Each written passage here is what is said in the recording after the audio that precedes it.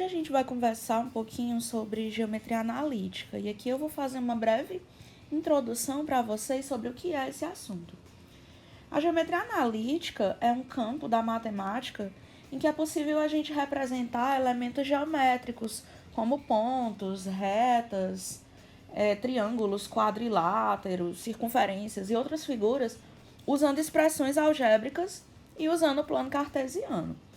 Essas expressões elas vão ser geradas a partir de pontos dentro desse plano. E a geometria analítica ela também é chamada de geometria de coordenadas, justamente porque ela é utilizada dentro do plano cartesiano. Tudo que a gente vai trabalhar na geometria analítica é utilizando coordenadas, utilizando pontos e localizações dentro do plano. Os pontos eles são dispostos no sistema cartesiano que foi criado pelo matemático René Descartes. É estranho, né? Todo mundo fala René Descartes, porque escreve dessa forma, mas é uma pronúncia em francês, René Descartes. O S ele não é pronunciado, tá? Então, por favor, não me entendam errado. Se vocês forem procurar, a pronúncia correta é essa mesmo, tá? Então, gente, René Descartes, ele é um matemático e filósofo francês.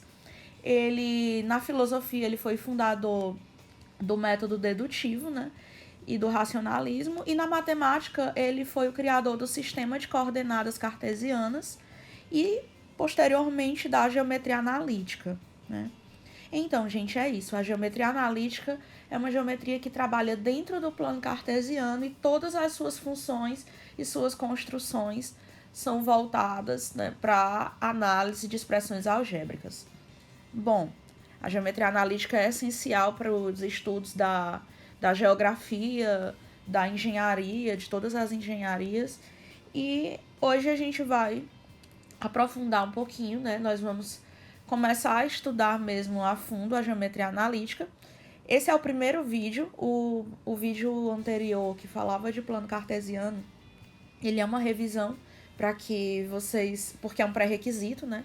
Para que vocês consigam compreender a geometria analítica, vocês têm que ter pleno domínio do plano cartesiano, né? Então, hoje, a gente vai começar aqui estudando distância entre dois pontos, que é o primeiro tópico dentro da geometria analítica. Quando a gente fala de distância entre dois pontos, o que acontece? Ó? Eu tenho aqui o meu plano cartesiano, certo? E se eu tenho um segmento AB que ele é paralelo ao eixo das abscissas, ou seja, o eixo X, se eu quiser descobrir a distância entre esses dois pontos, eu utilizo simplesmente o módulo da distância, final menos inicial. Um exemplo aqui, ó, que a gente tem eu tenho esses pontos, ó. Tenho o ponto A, menos 6 e 3, e tenho o ponto B, 4 e 3. Eu quero descobrir a distância entre A e B. Como eles têm aí a mesma ordenada, é possível eu calcular essa distância facilmente, né? Apenas com o módulo das distâncias entre XA e XB. Então, se eu calcular o módulo de XA menos XB, o que eu vou encontrar? XA é menos 6 e XB é 4. Então, eu tenho menos 6 menos 4, módulo de menos 10. Então, a distância entre A e B é igual a 10. Perceba que a distância, ela sempre é um valor positivo. Portanto, nesse caso, é por isso que ela está em módulo. Então, a distância desse segmento aí, ó, o tamanho, o comprimento dele é 10 unidades. Observe a distância entre o menos 6 e o 4. Se você contar as casas, se o segmento ele é paralelo, você tem como fazer essa contagem sem nenhum problema. Da mesma forma, se o segmento AB é paralelo ao eixo das ordenadas, a distância entre esses pontos vai ser o módulo da diferença dessas ordenadas. Exemplo, se eu tenho esses pontos, eu tenho o ponto A de coordenadas menos 4 e 4 e tenho o ponto B de coordenadas menos 4 e 3. Observe que a abscissa é igual, o ponto X é igual. E se eu quiser a distância entre esses pontos A e B, eu faço simplesmente o módulo da diferença entre essas ordenadas. Então, a distância vai ser o módulo de YA menos YB. YA é 4, menos o YB é menos 3. Observe que você tem o sinal da fórmula e tem o sinal do número, que é negativo. Com um jogo de sinais, a gente tem 4 menos por menos fica mais. 4 mais 3, 7. E o módulo de 7 nos dá 7 unidades, que é a distância entre os pontos A e B. Se você contar as casas, você vai ver que você tem 7 unidades de diferença. No entanto, se o segmento AB ele não é paralelo a nenhum desses eixos, como proceder? Observe que eu tenho 2 pontos dentro do plano, mas esses pontos não são paralelos nem ao eixo X e nem ao eixo Y. Eu tenho aqui um ponto A de coordenadas 2 e 5 e tenho um ponto B de coordenadas 8 e 1. A distância entre A e B, nós vamos utilizar o teorema de Pitágoras. Observe que a distância entre os x de 2 até 8, eu tenho uma distância 6. Observe que a distância entre os y de 1 até 5, eu tenho uma distância 4. Usando o teorema de Pitágoras para descobrir a distância entre A e B, nós vamos ter que a distância ao quadrado é igual, né, à soma dos quadrados dos catetos do triângulo. No caso, esse quadrado da distância, ele é jogado para o outro membro na forma de raiz quadrada. Então, nós temos raiz quadrada de 6 ao quadrado mais 4 ao quadrado. Isso dá uma raiz quadrada de 36 mais 16, que é igual a raiz quadrada de 52. Fatorando 52, nós temos que a distância é 2 raiz de 13. Essa é a distância de AB, utilizando o Pitágoras. Então, com base nisso, a gente pode formular um modelo padrão para calcular essa distância entre 2 pontos para qualquer problema, que é feito com o teorema de Pitágoras em função das coordenadas dos pontos A e B. Então, aqui eu tenho meus eixos coordenados, x e y, e eu vou generalizar essa fórmula para que você tendo uma fórmula geral, você não precise todas as vezes desenhar os pontos no plano cartesiano e buscar esses resultados por meio de desenhos. Você pode utilizar a fórmula e fica uma maneira mais simplificada de você resolver o problema. Então, aqui eu tenho o ponto A de coordenadas x1 e y1. Alguns livros trazem xa e ya, tá? Não é o livro de vocês, eu acho que utiliza dessa forma. O ponto B tem coordenadas x2 e y2. Se eu quero calcular a distância entre A e B, observe que não importa onde esteja localizado esses pontos, você vai poder formar um triângulo. Então, os catetos, eles são... Primeiro cateto aqui, ele é a diferença entre as abscissas, x2 menos x1. E o segundo cateto é a diferença entre as ordenadas, y2 e menos y1. E a hipotenusa é a distância AB. Utilizando o teorema de Pitágoras, nós temos, passando logo o quadrado, né, para o segundo membro, nós temos que a distância é igual a raiz quadrada de x2 menos x1 ao quadrado, que é o primeiro cateto, mais y2 menos y1 ao quadrado, que é o segundo cateto. Então, para qualquer 2 pares e 2 pontos, né, dentro do plano, você calcular a distância utilizando essa fórmula. E aí eu vou aqui para um exemplo com vocês. Vamos lá.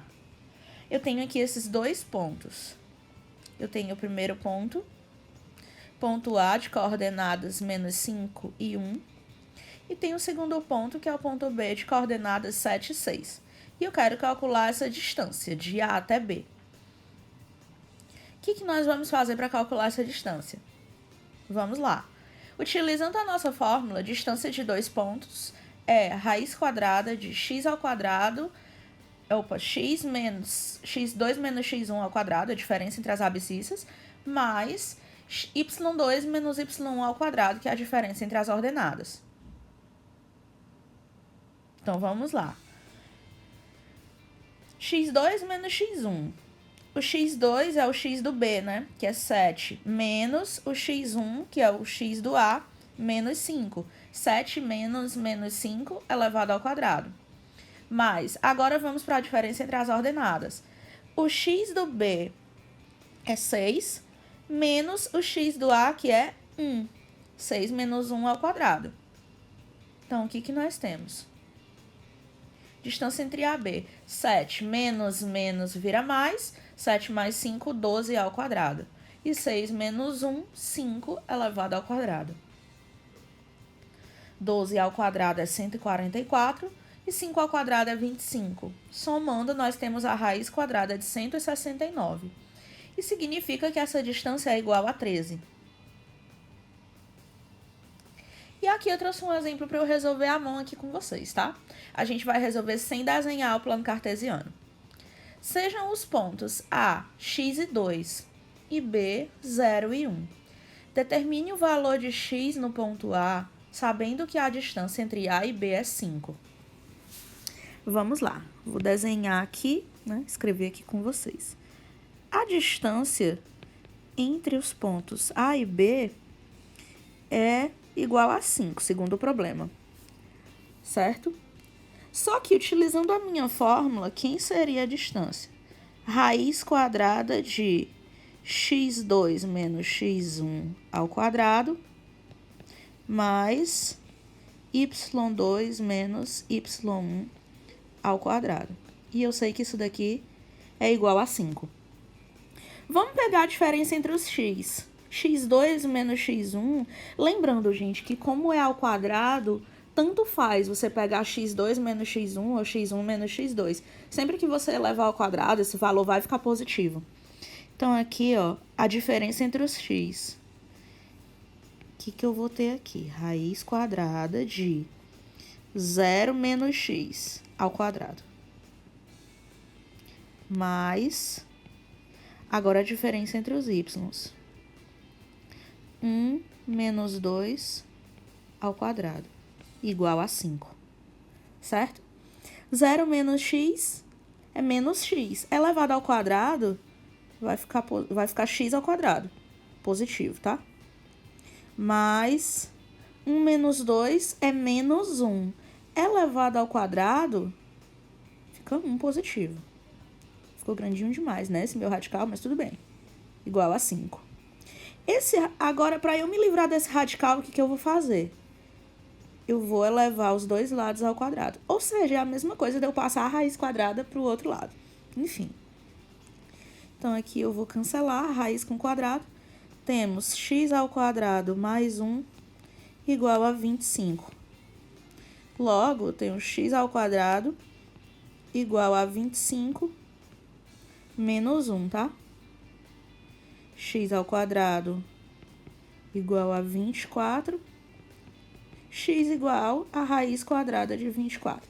Se você não quiser fazer a fatoração, você pode fazer simplesmente, ó, 24 é 4 vezes 6, né? E aí eu tenho que a raiz quadrada de 4 é 2, e aqui o 6, como não tem raiz, ele fica 2 raiz de 6. Então, essa aqui, né, é a medida do meu x, certo? Nessa condição que foi dada pelo problema, ok? Então, gente, é isso, né? Eu espero que vocês tenham entendido. Curte, dá um likezinho aí no vídeo, comenta, manda a tua dúvida, compartilha com os colegas. E até a próxima aula, até a próxima.